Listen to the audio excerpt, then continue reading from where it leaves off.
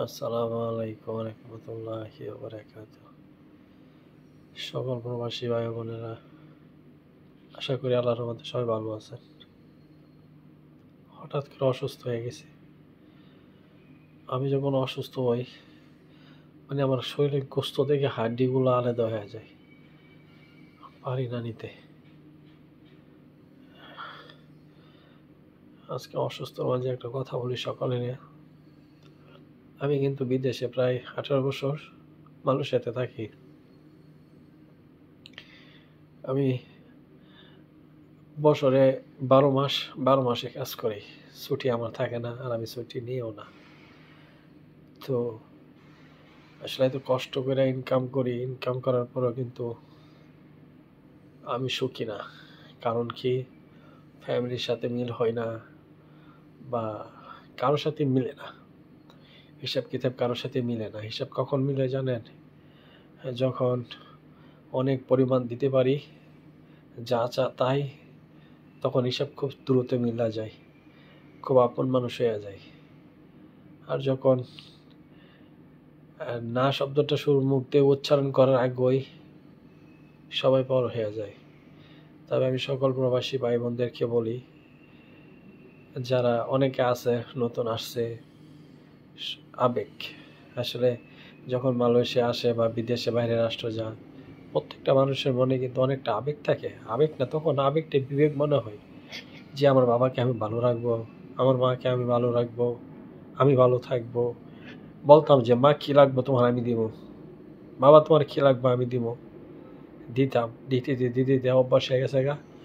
অনেক অসুস্থ হইলে বা ইনকাম ভালো না হইলে, দিতে না পারলে যে ভালো না। তবে সকল প্রবাসী ভাই বোনদেরকে বলি, হ্যাঁ সবাইকে টাকা পয়সা দিবেন, কিন্তু অতিরিক্ত না। আমরা যারা আসি অনেক স্বপ্ন নিয়ে আসি যে বাবা মারে সুখে রাখবো, ভালো রাখবো। ওই যে প্রথম যখন আসছি, এই ঋণ কইরা বা এইখানতে ওইখানতে টাইনা ছিঁড়া দিতাম, বা দিতে তো অভ্যাস হয়ে গেছে গা। এখন না দিলেও সমস্যা সৃষ্টি হয়, সমস্যা দাঁড়ায়। তবে আমি আমার প্রবাসী ভাইদের বোনদেরকে বলি, ভাই আমি একা 18টা বছর এই প্রবাসে কাজ করতেছি। একটা কোম্পানি, ফুল একটা কোম্পানি দেখাশোনা করি। সুপারভাইজার বলতে পারেন, ম্যানেজারও বলতে পারেন, এভরিথিং। হয়তো আপনারা আমার ভিডিওগুলো দেখেন, তো সব কাজে আমি করি। বসে আমার ম্যানেজারও বলে, সুপারভাইজারও বলে, যারা আমার সাথে কাজ করে তারাও আমাকে ওই রকম একটা সম্মান করে। কিন্তু আমি সুপারভাইজার, কিন্তু মানুষের কাজ দেখায় না, আমি নিজে কাজ কইরা। তো অনেকটা কষ্ট করি ভাই, কষ্টের ফলাফল লাস্টে তো হয়।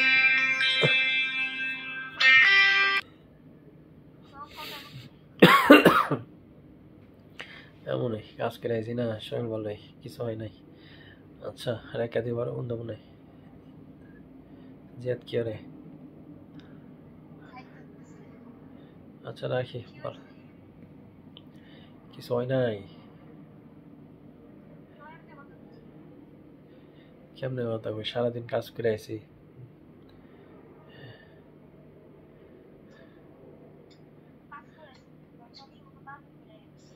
হ্যাঁ আচ্ছা, মনে হচ্ছে না, তা রাখি, পরে ফোন দেবো না।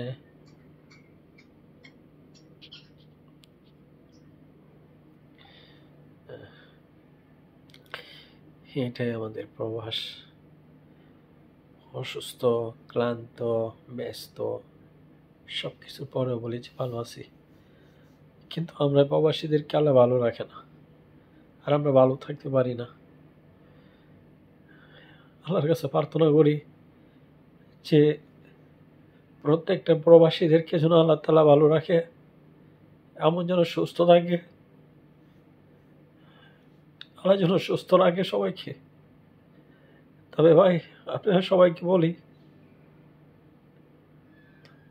আমি 18 বছর বিদেশ করছি, করার পর বিয়ে করছি।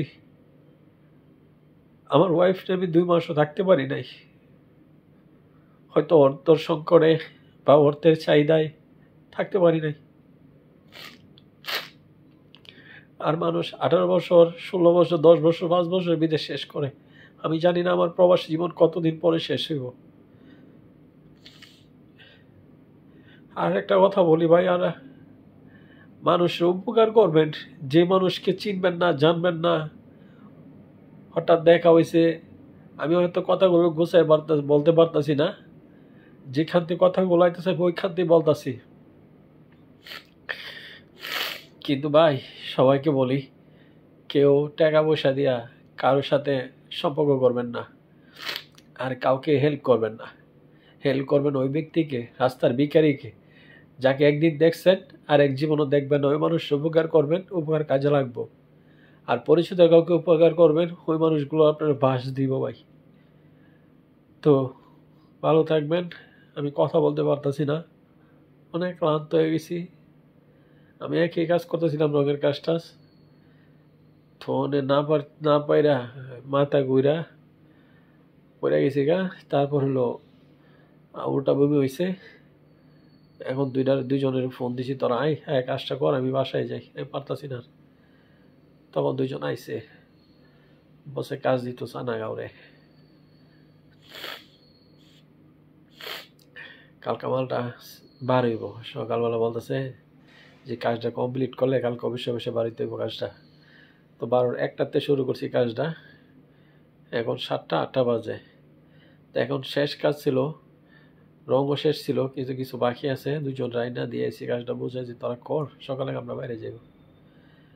তো ভাই আমি কি বলতেছি আর কি হয়েছে আমি নিজেও জানি না। তো ভালো থাকবেন আপনারা, আমার জন্য দোয়া করবেন, আমিও দোয়া করি সবার জন্য। আল্লাহ যেন সবাইকে ভালো রাখে।